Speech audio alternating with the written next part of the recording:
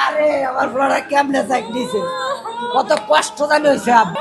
আরে আমার আব্বুরে সকালবেলা ভাতটা লয়ে এলি আব্বু, গরম ভাত।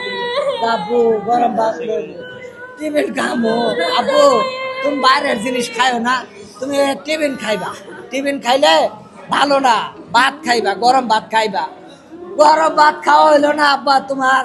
আব্বারে সকালে নামাই দিছি দুইটা ছেলে আমার, একটারে নামাই দিছি বড়টারের সামনে, ছোটটায় কয় আব্বু আমার কাছে ব্যাগ দাও, আরেক হাতে বাড়িটা নিছে। আরে আব্বুরে তোর একটা সুমা দিতে না।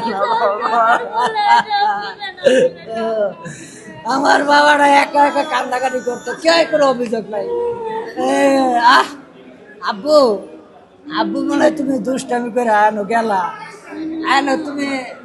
আব্বু কইলা আরে বাবা তোমার তো পাইলাম না, আমি তো অনেক খুঁজলাম না আব্বু, তোমার অনেক খুঁজি। আমি ওই সাইডে গেছি, তুমি যেই জায়গায় বসে দাঁড়াই থাকতা ওই জায়গায় গেছি, ও মুরা গেছি, ওই মাঠে গেছি, কেউ রে দেয় না, পাই না। আব্বু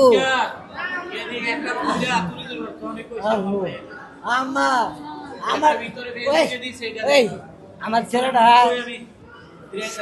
কোনো অভিযোগ করে নাই, কোনো অভিযোগ করে নাই, কেউ মারলে অভিযোগ করে নাই, একা নিবিড়ে বসে কান্দাকাটি করে। আব্বু তুমি কান্না করো কে? কয় আব্বু আমার ওই মারছে, তাও কোনো অভিযোগ করে নাই। না জানে আমার ছেলেটার কত কষ্ট হয়েছে।